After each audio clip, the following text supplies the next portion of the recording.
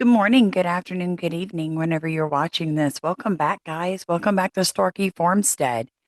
Do y'all remember when we found the movie Snake Eyes after the Charlie Kirk assassination and we were all like a little mind blown? Just just just a little bit. Do you remember when we found the 1950s black and white western where it was, talking about building a wall in Texas?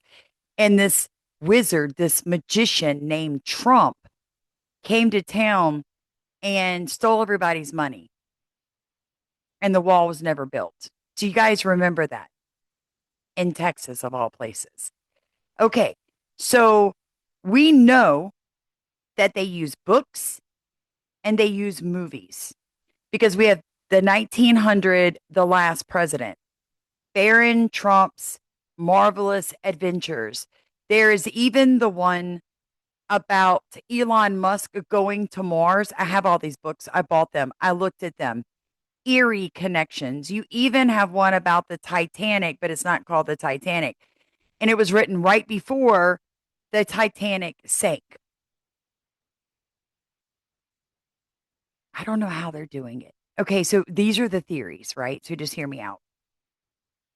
Time travel, or they're using remote viewing into the future to see what's going to happen. And then they write it down because we know the CIA has done remote viewing. That's where Kim Clement came in. Or these things are fraudulent. They're created right before something happens and then they're dropped into the timeline. Three, Satan plays a long game and he's speaking to people what he wants to happen and they are writing it down. In fact, they're writing it down where they don't remember who gave them the information. Spirit writing. Okay. I mean, I don't know. Do you have another theory? Would like to hear it because what I'm fixing to show you, I was so frustrated. All right. So we all know that we never went to the moon, or we at least we truly suspect there's never been a moon landing. So for the ones of you that think we may have gone to the moon, let me just put it to you this way.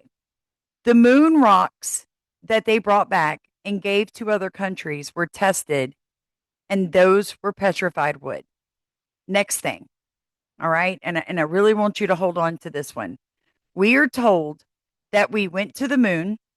And then when they came back from the moon, they destroyed the technology and the original videos of the moon landing. They just destroyed it. They decided, hey, we don't want this technology to get out there. We're just going to destroy it. So it took us 50 years to get the technology back.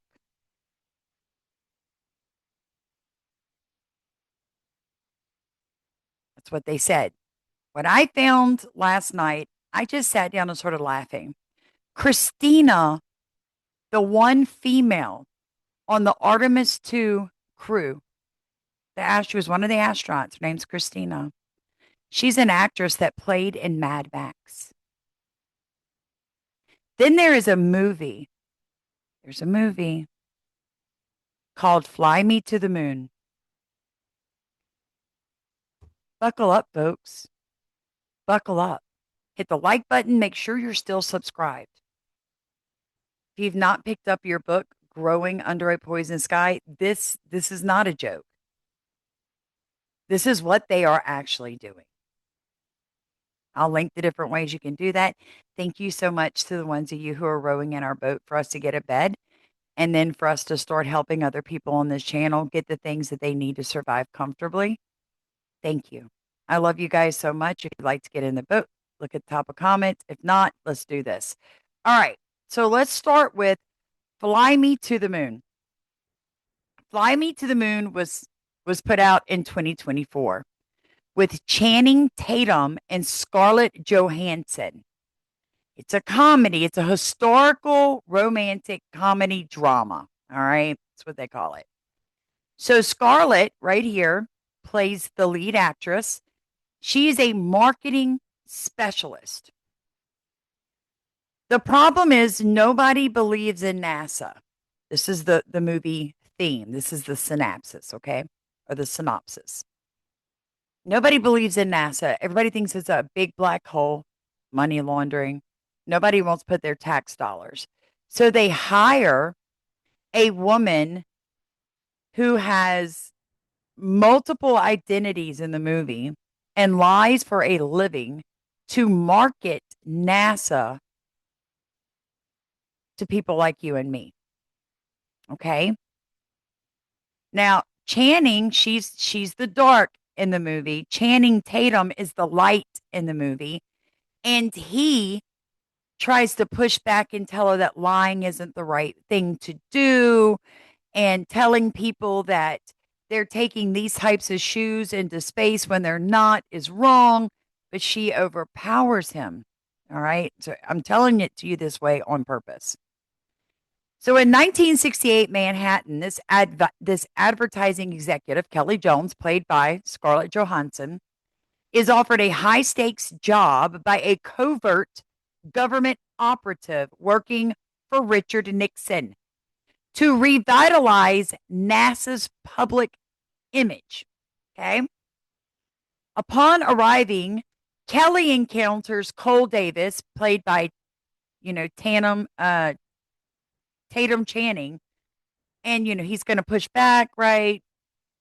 As NASA prepares for their historic Apollo 11 mission, Kelly suggests broadcasting the moon landing on a television camera on the Lunar Excursion Model, called an LEM, a proposal Cole dismisses as impractical, right?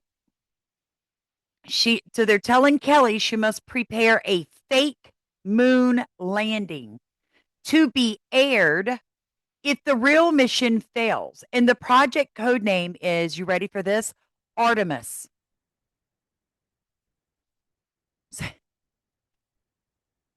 So Apollo is supposed to go to the moon. The government tells the actress in the movie, you must prepare a green screen fake moon landing just in case the real one doesn't happen. And the project code name is Artemis. Friends and family of the internet, I could not make this crap up if I tried.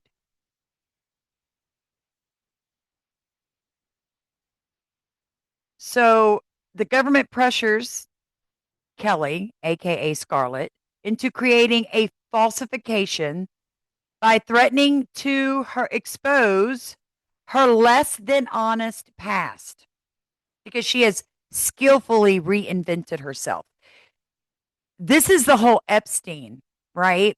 So you've got government officials literally by their man parts because of the crap that they've done in their past and they are currently doing, right? It's called blackmail. So they're blackmailing her, telling her that she must find an unknown director to film this heavily guarded secret in a hangar, an airplane hangar in the middle of nowhere, and make it look real. Just in case the Apollo mission fails to make it to the moon. And the code name of the project again is what? You got it. So now Kelly gets a conscience. She becomes uneasy with the deception, especially as she grows closer to Channing Tatum. I mean, come on. That's a pretty boy, right? And as she grows closer, she finds that she doesn't want to do this. She doesn't want to lie about everything to the American public. Yeah.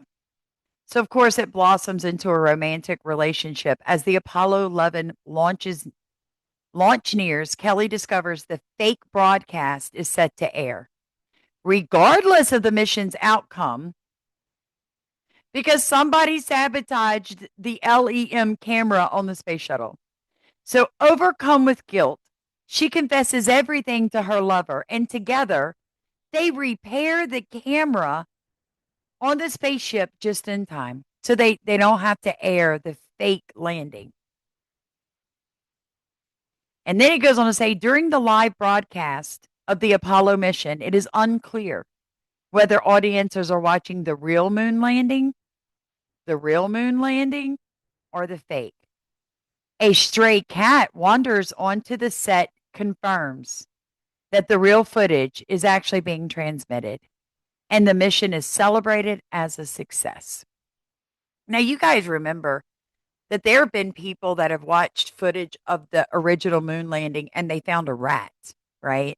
Which I find extremely telling that they use a cat in the movie version where people have actually seen the rat, like the cat and the rat.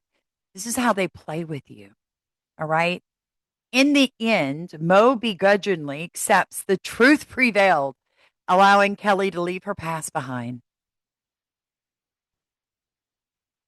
And the Apollo 11 astronauts safely returned to Earth.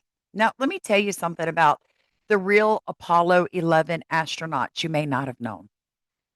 Now, everything that I show you, I will link it under the title of this video. That is called the description of this video.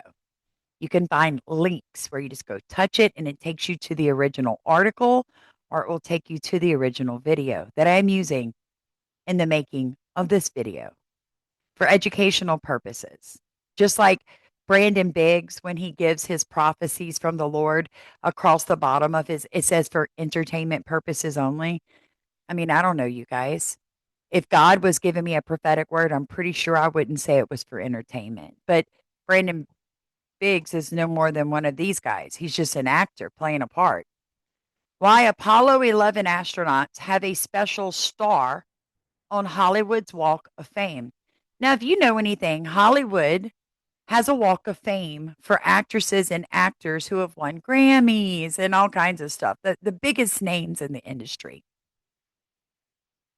So, if you've got the biggest names in actors and actresses on the Walk of Fame in Hollywood, where, most movies were made for 50 plus years, why would you add astronauts from the Apollo 11 mission to a Walk of Fame for actors and actresses?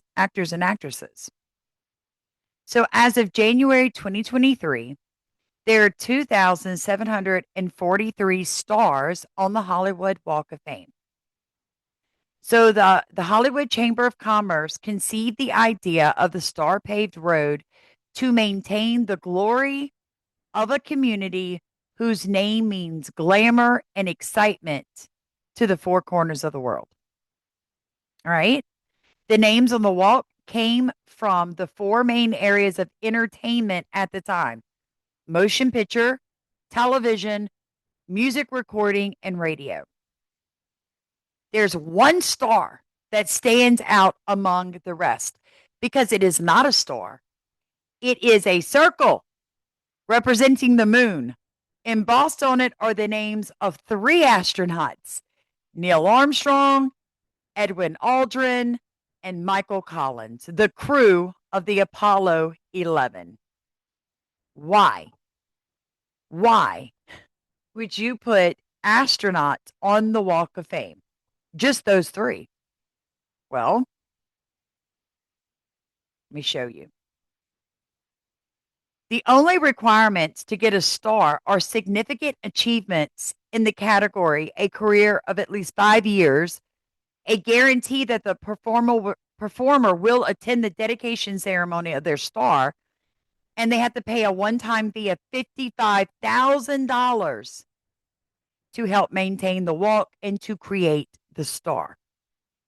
NASA's Apollo 11 astronauts received a special star, not just because of the full moon design taking the place of a star, but in the criteria for receiving a star. Armstrong, Aldrin, and Collins had not been working in television for 5 years, had not been working on television for 5 years. So at some point, they were actors. But they made a significant achievement in television. On July 20th, 1969, An estimated 650 million people watched a man step onto the moon's surface for the first time. At that time, the global population was only 3.6 billion people. So 18% of the world's population watched on July 20th, 1969. So they consider this a historic mission, and they designed a special star because so many people tuned into their televisions at the same time. Now, who is Christina? How do y'all say her last name? Is it CH like ch, or is it hard? Is it coach or cooch? That makes sense. Mad Max actor and other astronauts as actors. The overlap between astronauts and actors underscores a fascinating phenomenon. Astronauts are actors and they're liars. They are actors pretending to go to space. People say the so called astronaut Christina is also an actor in the film Mad Max. Christina is wildly recognized for her so called space mission at NASA, but many might be surprised to learn she is also credited as an actor in the film series Mad Max on Fury Road. Beyond her appearance in Mad Max, Christina has explored additional acting opportunities that showcase her passion for storytelling. Christina is not alone in the world of fake space and acting. Several so called astronauts have taken their talents to the screener stage.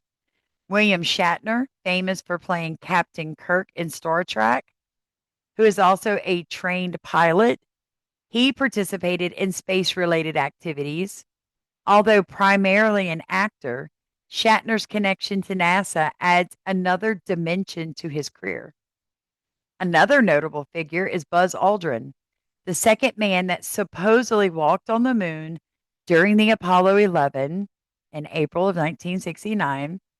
He appeared in various TV shows and films.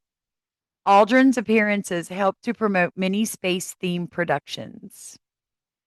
He stated in several interviews that Apollo 11 never went to the moon and it was not a real event. More recently, Mike Massimino, a NASA astronaut actor, transitioned into media appearances in film games, including consulting roles in movies such as Gravity.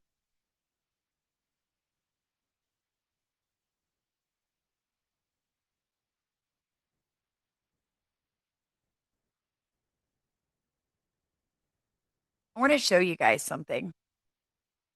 So, NASA, all of it is related to Kabbalah.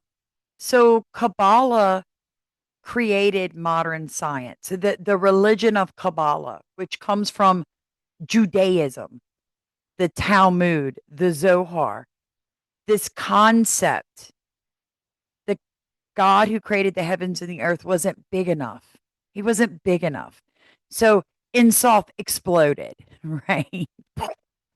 And all these little sparks, these little sperms fell down, and there's 600,000 original Jewish souls.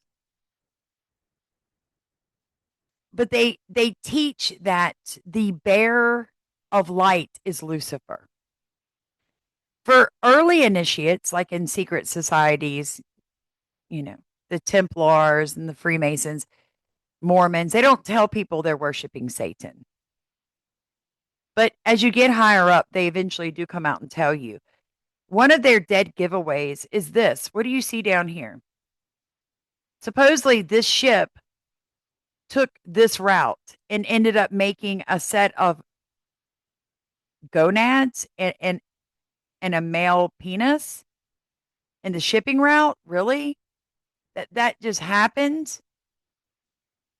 Or this one where they made a set here and then the really? Okay. Or this one, the original Apollo flight mission flight plan in 1967. Look at guys, look at that.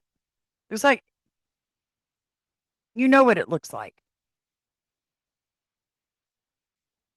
They're obsessed with it. They're mocking us. Same thing. Look, it literally, do you see this right here? It and then they've got come on now. Come on now. It's in our faces. There was one I wanted to show you guys. Her listen to what she says here. Around it. Necessarily just Earth. It was all the blackness around it. Earth was just this lifeboat hanging undisturbingly in the universe.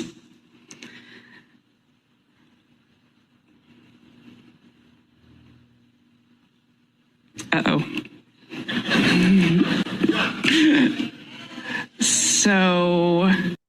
So my earpiece stopped working. So I forgot my lines.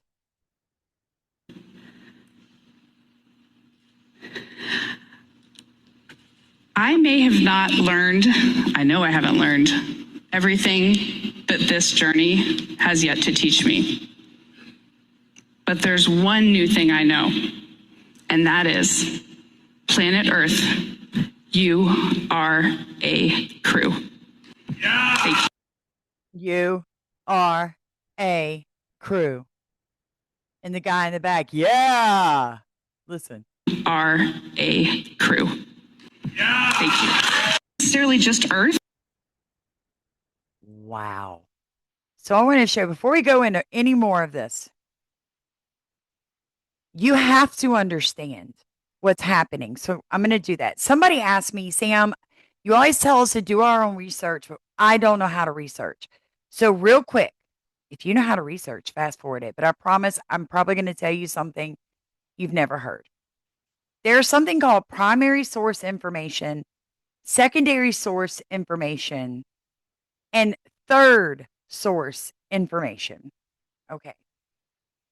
Primary source information was you listening to Christina, the fake actress astronaut, talk to you and tell you in her own words. I do that a lot with the rabbis because I want you to hear it out of the horse's mouth. That is a primary source of information. Secondary source. Okay, so this is the site that I'm on right now, the Hermetic Academy. They're giving you primary source information on wisdom of words. As I read that primary source information to you, I'm going to add in points that I want you to know from a Christian perspective. I, at that point, am giving you primary and secondary sources at the same time. I can tell you, did you see that Donald J. Trump posted a picture on Truth Social of himself healing people? I can tell you and ask you, did you see it? That's secondary. I'm telling you that he did it without showing you proof because I myself saw it. That's secondary information. Here's a good way to think of it. Say that I witness a crime. I'm a primary source of information. So a detective comes and speaks to me. He takes a statement from me. He has me write a statement. My statement is primary source information. So when the detective goes to court, even if I am not physically there, he has a primary source of information that I gave to him. So it is still considered primary source information. Now,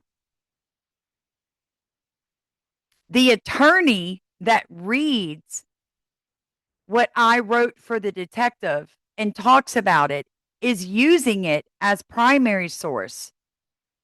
But they're putting in their own opinions as they're doing it, giving the jury both primary and secondary source information. Because once the detective starts getting questioned and he's like, well, the witness said, he's now using secondary source information because he has to look at what I wrote, remember what I said, and then present it. So now the jury is getting second source information.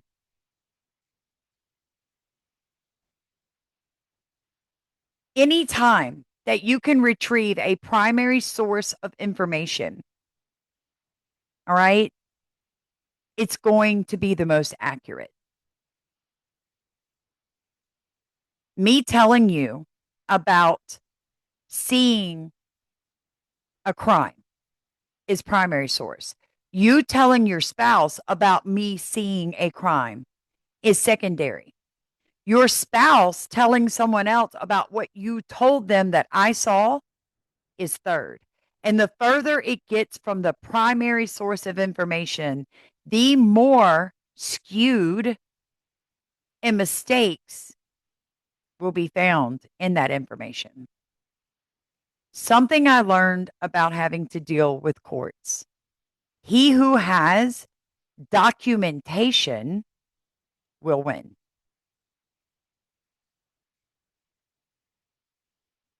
Because human memory is fallible, right? All right, so let's get into this wisdom of words. This is what Donald Trump uses to confuse people. This is what NASA uses, right? So, in the labyrinth of Cabala's teaching, words are very powerful. Okay. If you look, it says the power of words stands paramount. Do you remember Paramount, the movie company?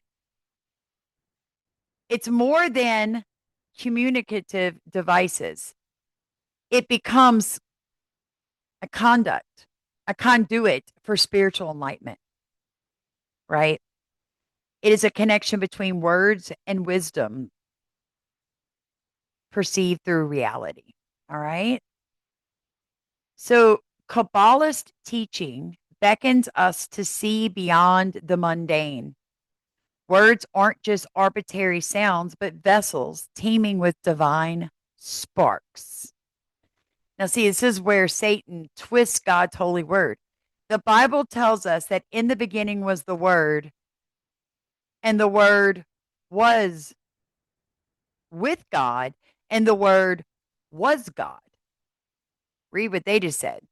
The divine sparks are teeming in the sounds of words because the Hebrew language, if you saw that video I did, you basically, it's like a decoder ring.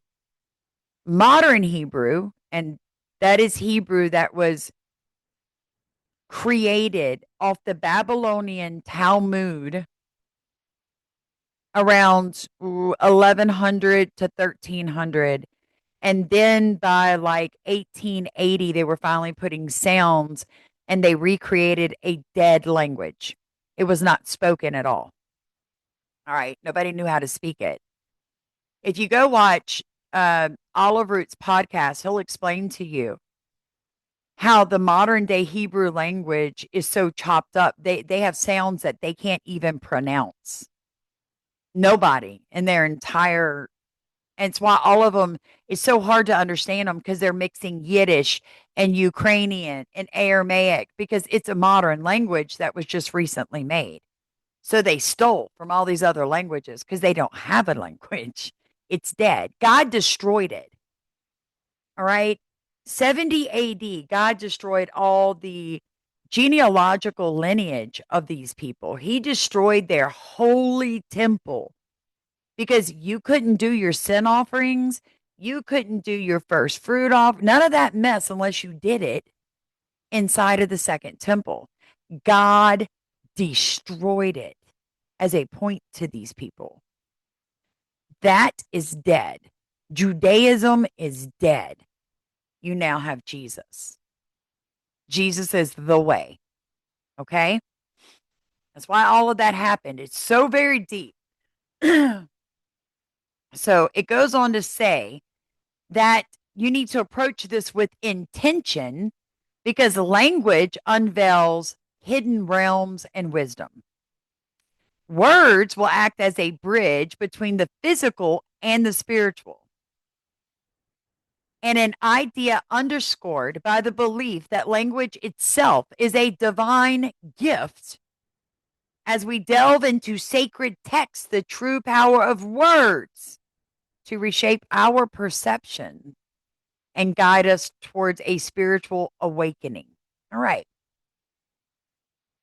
So here's what I was telling you: the cosmos itself was birthed from divine utterances. Kabbalistic tradition paints the act of creation as the manifestation of divine speech.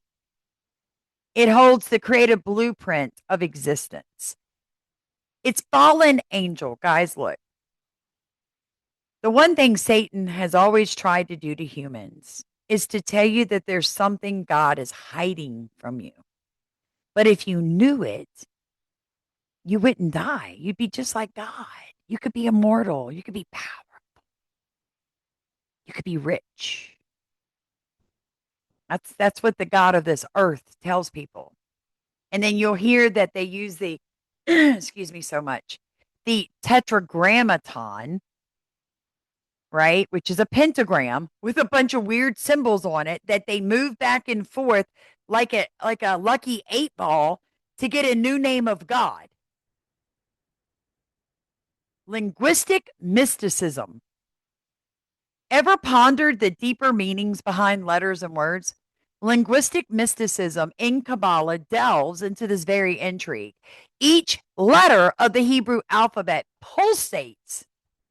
Why does everything sound like a B-rated porn with these people?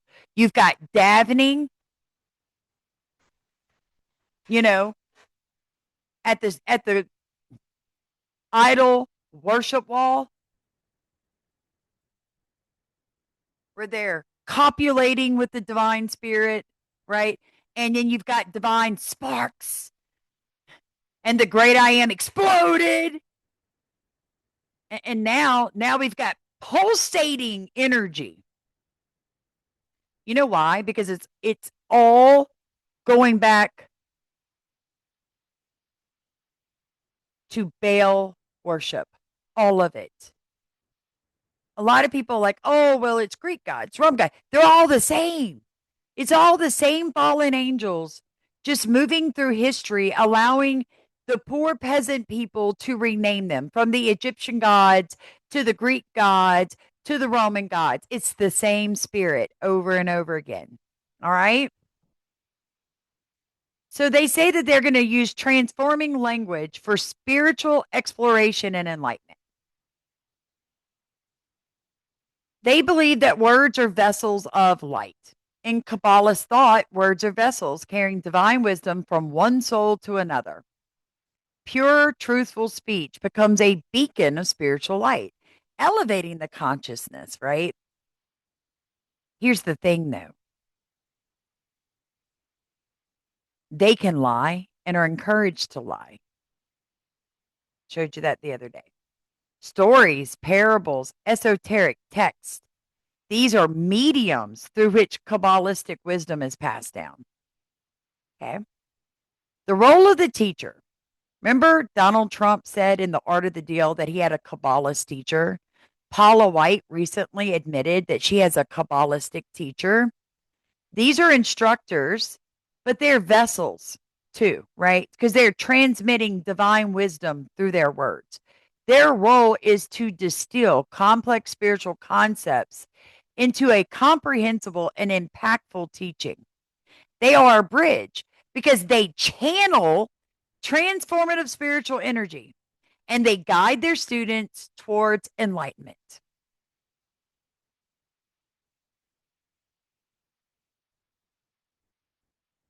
Now let's talk about prayer in Kabbalah. It's not just mumbling words, it is a profound practice. Imagine it as sacred dialogue. Blessings and cursings. Ever thought about words being a bless or a curse? In Kabbalah, they surely do. They aren't just sounds, but they carry real power that can impact lives, both the speakers and the listeners. This belief isn't just about being careful with words, it's about understanding their ethical weight. Using words to uplift rather than tear down. Doesn't it sound just lovely? But they do it all opposite. Okay, so this is what I want you to understand about Donald Trump, the role of intentionality, daily life, right? You have different sounds, different voices, but mindful use of words can carve out pockets of serenity and insight. By choosing words with intention and understanding their impact, you're not just communicating, you're creating. You're creating. Remember how I told you what upset me the most about Melania Trump when she did her little speech was how she mocked all of us. And still, some of you decided that I was being petty. I don't, folks, I don't have time for that mess. It's like sometimes I have to talk to children because you can't get past the spirit of offense. And I'm not talking about to the ones of you that just know I was actually being truthful. I'm talking to the 20 or 30 that decided that this was offensive, that I was pointing out that somebody that is worth $400 million has been in America for 30 plus years, can't read a simple script and pronounce it in a way with the when you read, all right, you don't read like this. You may be wondering why I introduce topic to you, whether or not you're going to sell your food or eat your food. Okay, first off, a linguistics coach. Really? She tries to read to children like this. It is a mockery. We're an English speaking country, and she is making a mockery of us. And y'all were like, well, there's so many people with accents. I'm not talking about her accent, I'm talking about all of the other parts. I have an accent. You may be wondering why I introduced this topic to you, whether or not you're going to sell your food or you're going to eat it. Do you hear the difference? Melania hears it too. She's not stupid, folks. There's no excuse. She's a Cabalist, just like Donald Trump. Let me show you what else I got for you. Oh, right. Donald Trump and Florida's governor, right? Man, Trump looks like crap outside of the suit. Look who he's with. All right, come on. We have in Florida next week. With old Ron DeSantis. Yeah, Trump's looking like crap. I know what y'all are going to say. He was in his 80s. Man, my dad's in his 80s, and my dad looks good. Donald looks like crap. He's the richest man in America, pretty much, because he's got, the Federal Reserve in his back pocket and he can print money when he wants. And he looks terrible. I think it's got more to do with your inside than your outside. And then here's JD Vance campaigning with Lindsey Graham in South Carolina and at Disney World. Dude, both these are closet gays. Period. They are. All right. NASA is just Satan minus the T. That is why they say T minus when they blast off, right? T minus. Fly me to the moon.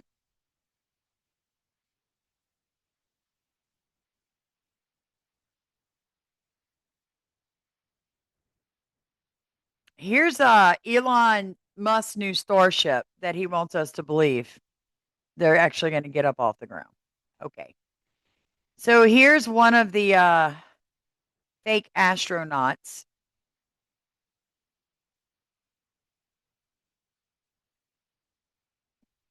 I know y'all saw this.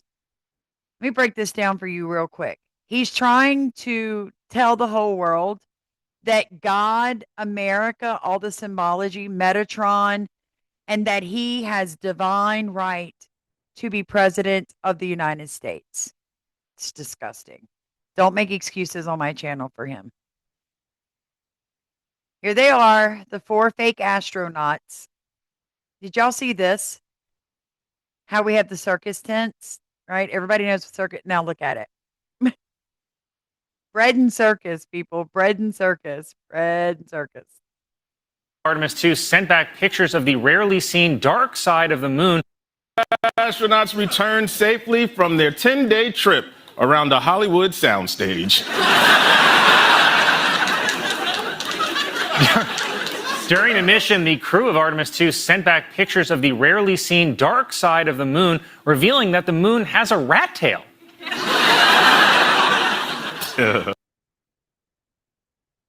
A rat tail. Okay, why are they suddenly wearing different shoes with white trim? Look, on the raft, they got black shoes with white trim. Now they don't. Of course, I don't see his shoes. So let's be honest. They've all got black. Why'd they only show? Well, no, there's the other guy's foot right here. So he's right. That's right. They did have it on there. So many young girls have found their new role model. I can't. I can't do it. All right, here's the moon rock that was given, right? With the compliments of the ambassador of the United States of America, J. William Mindendorf II, to commemorate the visit to the Netherlands of the Apollo 11 astronauts. This was given October 9th, 1969. By the way, when they tested this, it was petrified wood. It's not a moon rock. How embarrassing. This was hilarious. White smoke emerges out of the White House as Donald Trump declares himself Pope. Okay, so somehow I knocked off. Let me see if I can pull it back up, guys. Give me 1 second.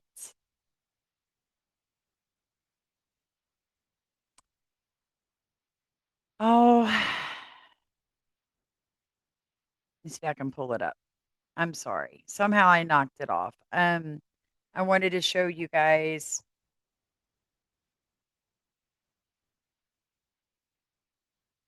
the movie Fly Me to the Moon. Hopefully I can pull this up correctly. I hope you guys can see this. I hope I did this right. Hold on. Hold on, you guys. Give me a second. Everybody just give me a second. I'm going to figure this out. Yay! Okay. Hold on. I think I got it. I think I did it. Come on, Jesus. Come on, Jesus. Hey, Joe. Eating gold? Miss, you're on fire. Very original. No, I do not want to stop, drop, and roll with you. No, your book is on fire. Oh my God. Alcohol and flames. They like each other. Cold days. Kelly Jones. Public support for the moon mission is rock bottom. Every day, something is breaking. And we're dead. Again. Or blowing up. The space program is a bloated mess.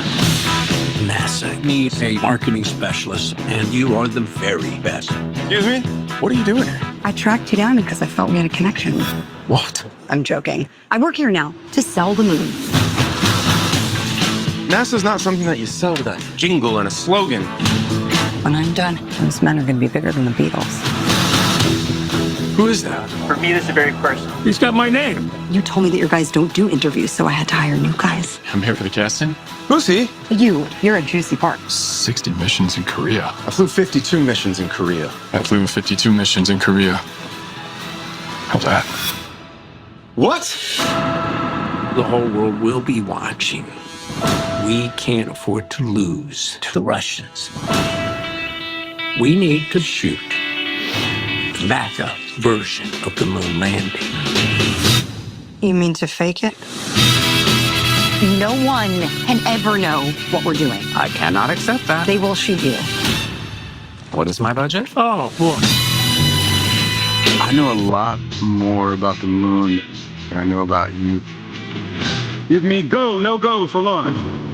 If you fake this mission, every single thing that we have sacrificed will have been for nothing. No, you couldn't have made it to the sea without me. 4,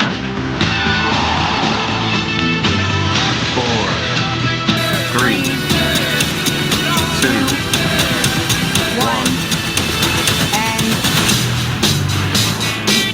My Armstrong is a whiny little bitch we have to recast. I think we should have gotten Kubrick.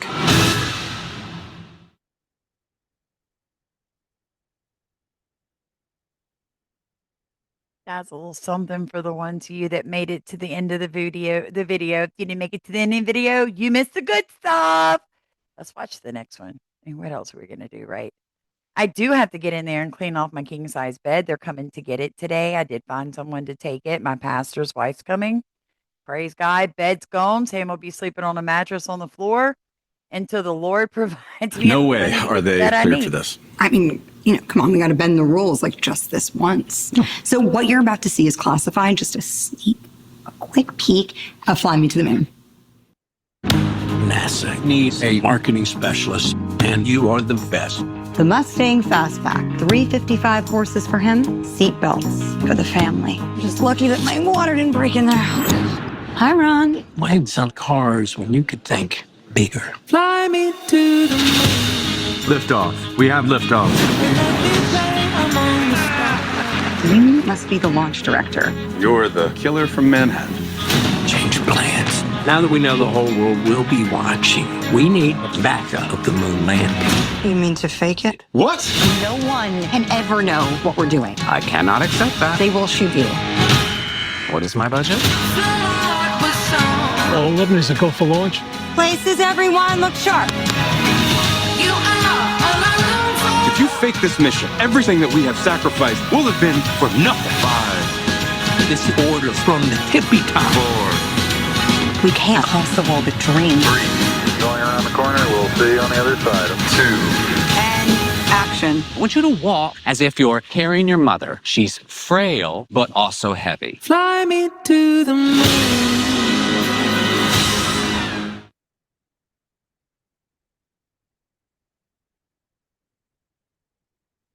What do you think, guys?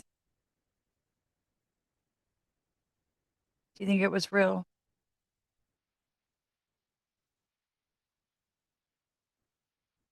Do you think any of it's real anymore? I mean, science, sacred geometry, theoretical string theory, theoretical physics. The goal is to incorporate fallen angel technology. They're growing human brains in dishes and using them to power computers, supercomputers. The Bible tells us, Jesus told us, that people would die of fear in the streets when they see what's coming.